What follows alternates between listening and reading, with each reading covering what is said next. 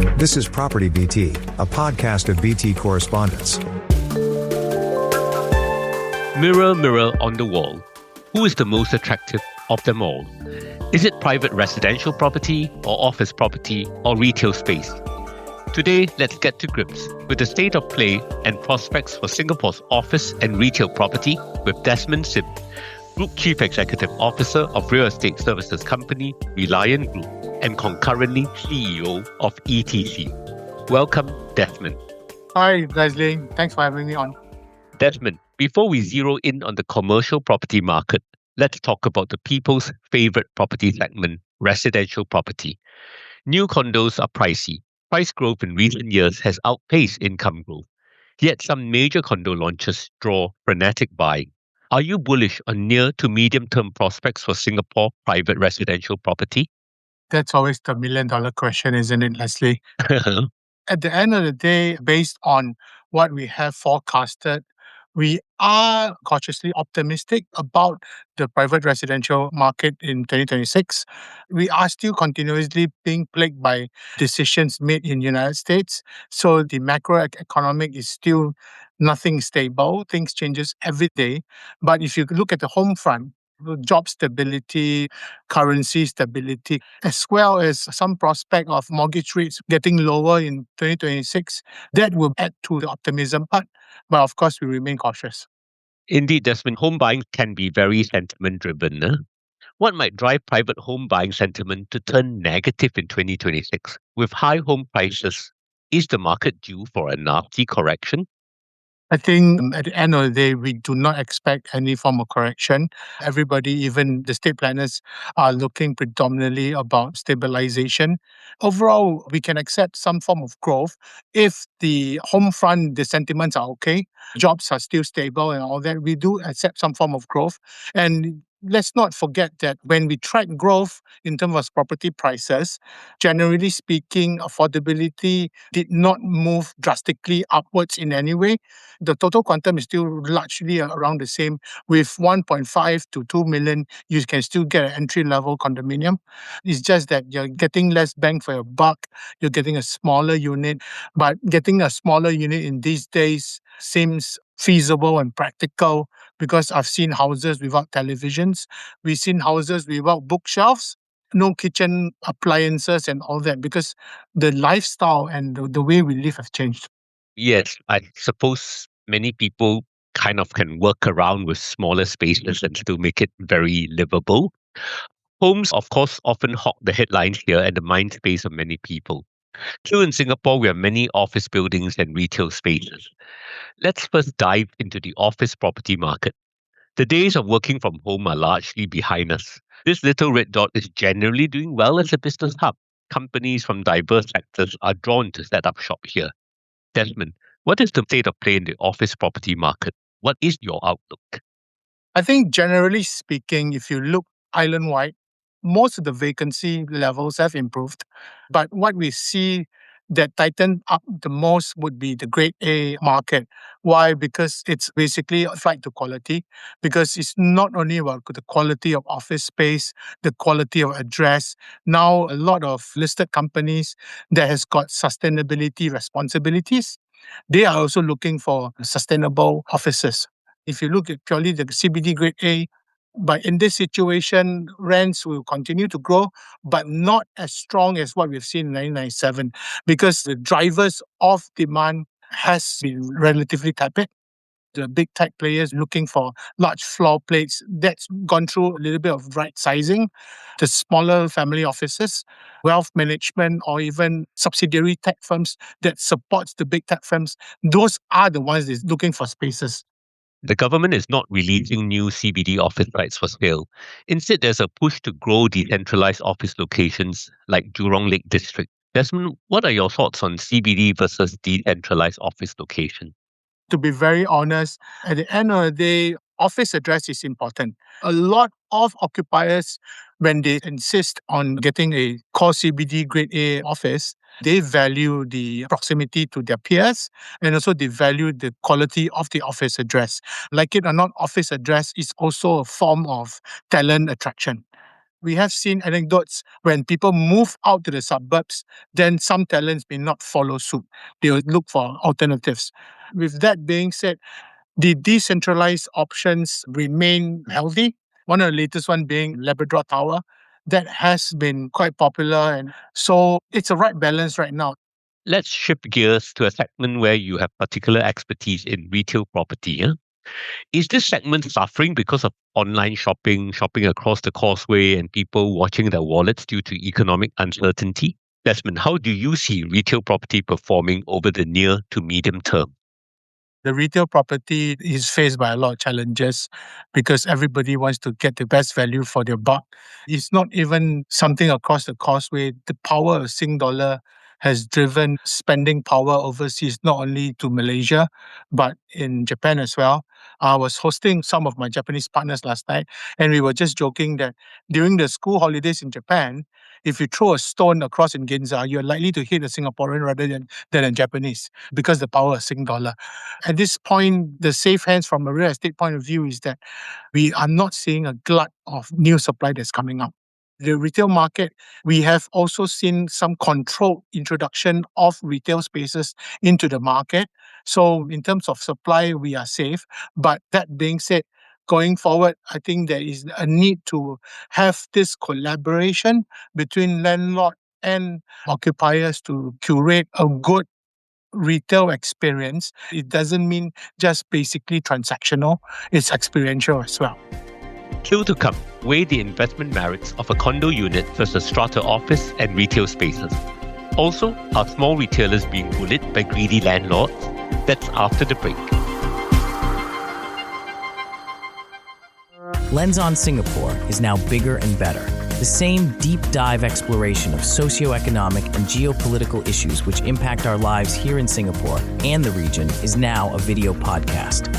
If watching a conversation is your thing, join Clarissa Montero in monthly conversations about things that matter. Subscribe to the BT Lens On playlist in the podcast tab of the Business Times YouTube channel and start watching today. BT Lens On Singapore, now available in audio and video. And now, back to PropertyBT, a podcast of BT correspondents. Welcome back to PropertyBT. I'm Leslie Yee. Earlier, we heard Desmond's views on prospects for private homes, office buildings, and retail spaces. Now I will put Desmond on the spot. Desmond, a client walks into your office and says, I have a couple of millions or tens of millions of dollars to invest. The million-dollar question, what property type should an individual buy for investment purposes today? Desmond, how should an investor buying an investment unit go about choosing between a private condo unit, strata office space, and strata retail space? This is not fictitious because I literally have been through a couple of times when a high net worth individual came in and basically tell me, what should I buy? So first question I'll ask, what's the tenure of your investment? Is it long-term? Is it mid-term? Do you want to be passive or do you want to be active? A private condo unit is subject to ABSD. So taxation policies is also something that might sway the decision. Strata office, strata retail space, of course, the HO answer of location would be one of them. Because you see, you do not want to buy a strata office or commercial space in a commercial building that has got no footfall or anything like that. Of course, the most important question would be how much are you willing to put? Because the quantum size also determines what you can buy and what you cannot buy. There's so many factors that will influence your buying momentum. If you are buying something for yield, residential, they get you very little yield because of high ownership. If you're lucky, you can get 2%. Office, probably you can get 2.5 to 3.5, and retail probably can get close to 4%. But that being said, of course, there is this risk of vacancy and occupancy. So that will also come into play. Resi, usually people buy for flipping. It's for capital gains. When it comes to office space and retail space, the key thing is that it requires a little bit more of management. For example, you've got a retail space and you've got an F&B tenant. So sometimes you need to put in a little bit of money to invest in the installation of grease traps and proper exhaust and things like that. So the capex would be slightly higher. The other one that is slightly higher for commercial space would also be your mortgage rates when you go on and take a loan. Lending rates for commercial as compared to residential is usually around 50 bips to 75 bips higher. So at the end of the day, what I do when someone comes to me on that, I'll actually give them a table. They tick off what they prefer. Then we'll put a weightage to it, and that will give them a decision on what they want to buy. Very useful insights, Desmond. We have talked a lot about investing in Singapore property. However, big Singapore groups, including our sovereign wealth fund, they are also active in investing overseas. Maybe individuals should likewise cast their sights further afield and buy physical properties abroad. Desmond, do you see strong interest among individuals here in buying overseas property today? What markets and segments might be of interest? And in your view, is it wise or foolish to invest in overseas property? I wouldn't say it's wise or foolish to invest overseas. An investment is basically executing a calculated risk.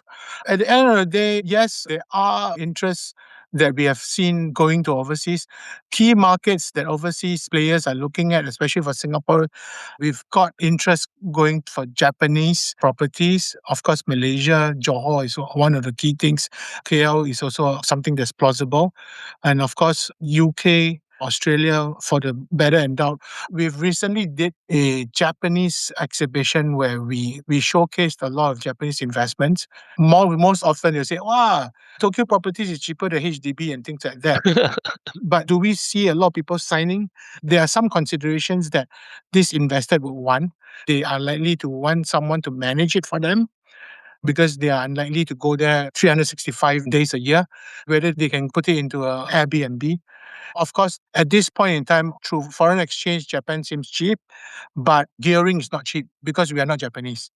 If you are Japanese, you can take a mortgage close to zero interest, but we are not Japanese, so we still have to take offshore, and that is still higher, that people are still not ready to take on this risk and go in. Interesting. So obviously a range of considerations there, and as always, one has to be careful. One has to know what one gets into with an overseas property. Back in Singapore, we occasionally hear calls for more people to be entrepreneurs. However, a new retail startup or food and beverage business may encounter a tough landlord who imposes difficult rental terms and charges high rents. Indeed, many F&B businesses have been closing, and rental has been cited as a culprit. Desmond, on retail property specifically, are tenants in Singapore, especially small players, often at a disadvantaged position versus big landlords? That's a very good question. I can really answer that because I'm invested in a F&B restaurant myself. Oh, okay. I don't think whether it's big landlords or small landlords. It's basically unscrupulous landlords. And unfortunately to say, there are occurrence. It doesn't have to be big. In fact, the big landlords, especially the listed, they have some sort of social responsibility because they don't want to be flamed or made example of publicly and all that. I sit on the Fair Tenancy Committee. Over the years, we have created this guideline to make sure that there is no errant tenant or landlord behavior. However, we do not have the right to go into capping or taking views on the market rents because this is pure economic and market play. There are, of course, cases of landlords basically asking for very high renewal rents and all that. When it comes to the F&B industry, the president of Restaurant Association has put out a paper recently. Rental is actually the easiest to put blame on. But actually, when it comes to running a restaurant, rental forms 40 to 50%. But another large one, which is 30 to 40 to 50, similar, it's actually labor costs. And that is a lot of pressure because labor cost is not just high, there is labor shortage. And of course, now what we see is also supply chain. Supply chain has also increased, and that increased the cost of ingredients as well. So while there's a lot of talk about rentals being blamed for the demise of certain old F&B players, I think they are a little bit misunderstood. So there have been some suggestions for rental caps on retail leases when they come up for renewal and so on. Is it something you're in support of? I think it's very difficult to create a policy on that because at the end of the day, it infringes the open economic policy that is down to the market forces. To put my example, we just recently moved from Joo Chiat to Jalan Besar because my previous shop house landlord increased close to double. So what do? It's king to our business plans, but we just have to look for somewhere else to do it. Because you see, if this rental renewal is unscrupulous or unattainable, then the landlords themselves will have to make their own downward adjustments because nobody takes it up. But if someone takes it up at the inflated renewal, then that is already a form of market norm. So I don't think we should go and create any policies that curbs open market practice. Yeah, I think landlords should be long-term greedy, right? Create a win-win situation where tenants can make a profit so the retail space will have high occupancy over the longer term. Desmond, those of us who follow the property sector are familiar with the names ETC and Orange Tea. Then early last year, we had the news of ETC and Orange Tea merging to form a new entity called Realion. How has the merger been so far? If I can have a buck for every time I repeat this, the short way to explain it is basically Harry met Sally and they decided to get together. The owners of ETC and the owners of Orange Tea met and they decided that they want to join forces and form under a new group, Realion. Realion is basically a holding group. At the end of the day, ETC and Orange Tea still exist. When it comes to ETC, we have our strengths in basically as a consultancy business, where Orange Tea, they have a big army of agents to run new show flats and also to do leasing and also do sales. So we are seeing synergy like that. Thank you, Desmond, for generously sharing your insights and investment tips. Wish Realion roaring success as you scale new heights. Thanks, Leslie. That's it for PropertyBT this week. Happy property hunting. Next week, BT Correspondents will be back with an all-new episode on markets. So do subscribe to our channel and check it out. If you have any thoughts or questions about the show, email us at btpodcast@sph.com.sg. I'm Leslie Yee. As always, thank you for listening. See you next week. This is a podcast by the Business Times. Find more BT podcasts at businesstimes.com.sg/podcasts. Or wherever you get your podcasts. This podcast is meant to provide general information only. SPH Media accepts no liability for loss arising from any reliance on the podcast or use of third parties' products and services. Please consult professional advisors for independent advice.